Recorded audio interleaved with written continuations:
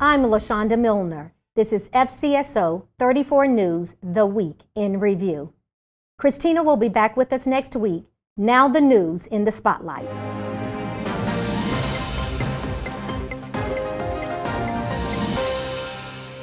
The virtual school at Hope Community Church has completed their 9-week program.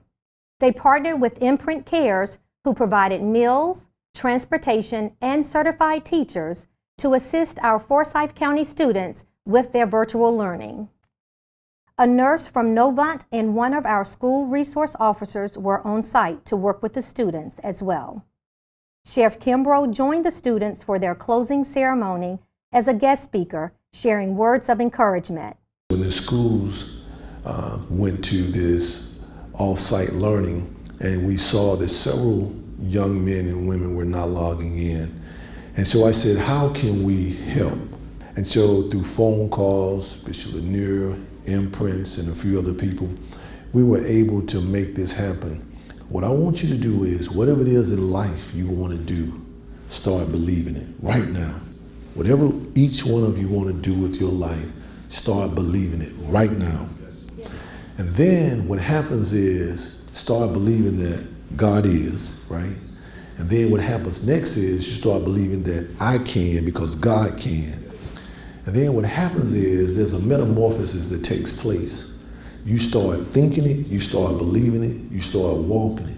And what will happen is you'll start walking in the direction that says God does. This is a community problem. It's a problem that we all must pitch in and do something. Each child received a certificate of attendance and a Bible that was provided by the church. We wish all of our students the best in their academics during this unusual school year.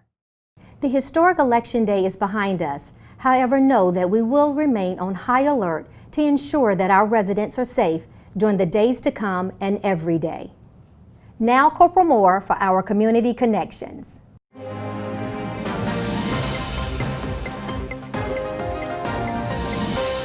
I've got some great news today. I want to share with you the results of our 100 Bin Challenge with Crisis Control Ministry.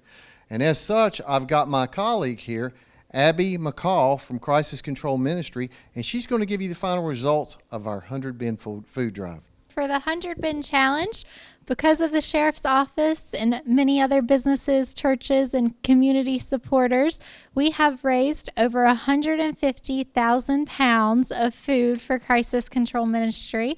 That includes some financial donations that we went ahead and calculated the worth of pounds of food for that. So that's incredible.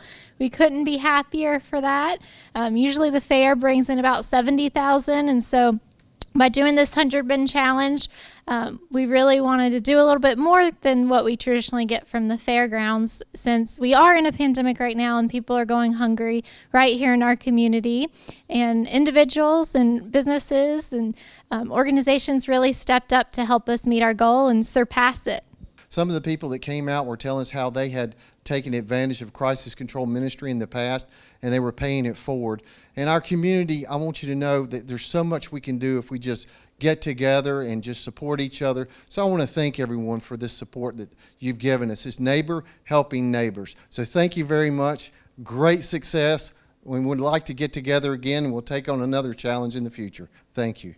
Our crisis negotiators and SWAT teams resolve issues dealing with barricaded subjects, hostage takers, and other extreme conflicts.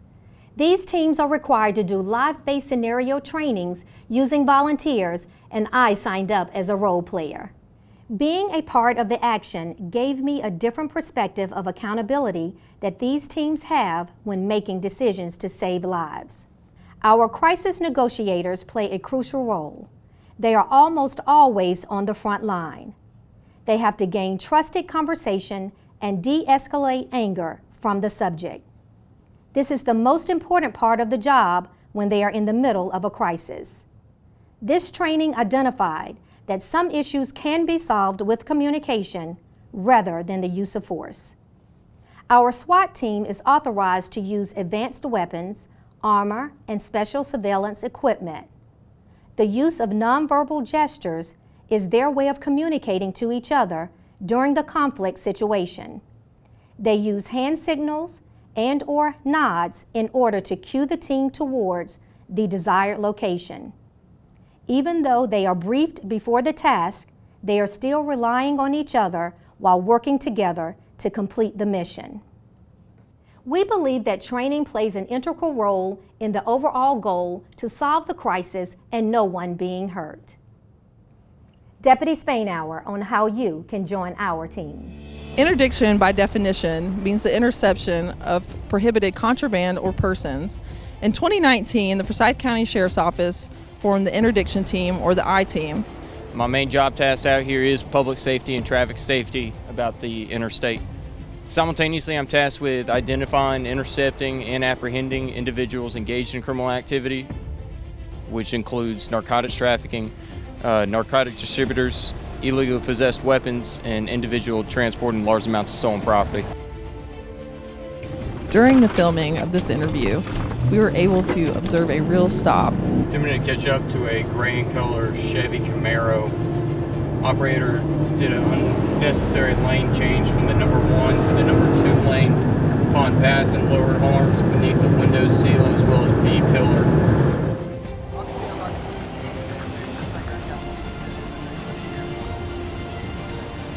Backup soon arrived, and the canine was deployed.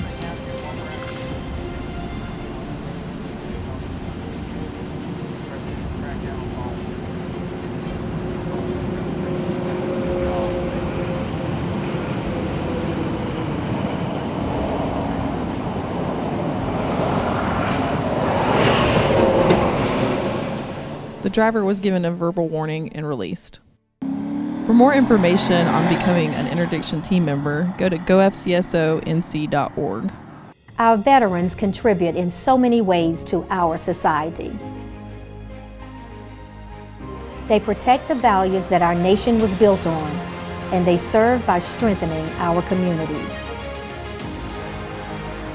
On Veterans Day, we will honor the men and women who have worn their uniforms and who will continue to serve our country.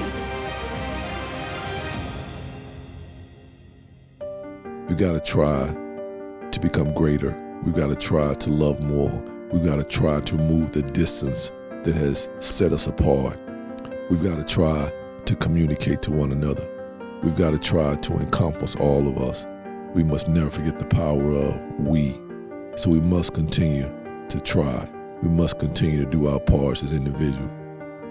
As always, we can and we will. Thank you for watching FCSO 34 News, The Week in Review. Truth, transparency, and understanding.